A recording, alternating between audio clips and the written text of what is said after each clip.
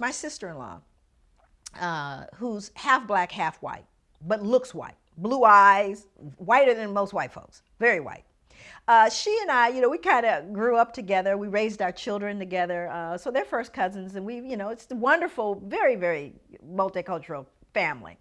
So we're going in a Safeway one day.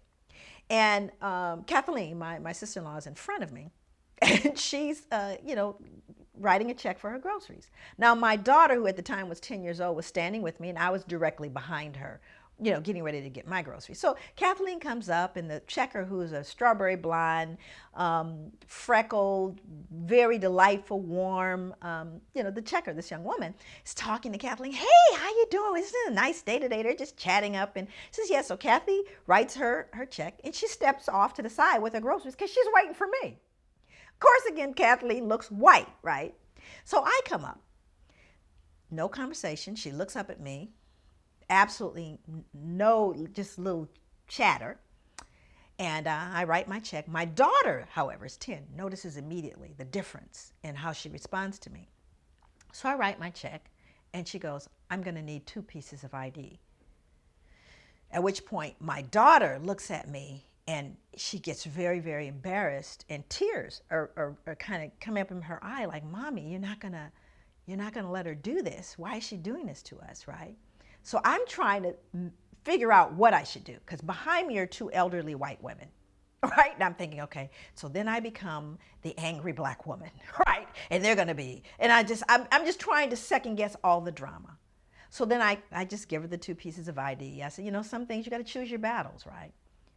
And then it gets worse. She pulls out the bad check book, right? So this is the book that shows the people who've written bad checks. So she starts searching for my license in the bad checks, at which point it's just out of control now.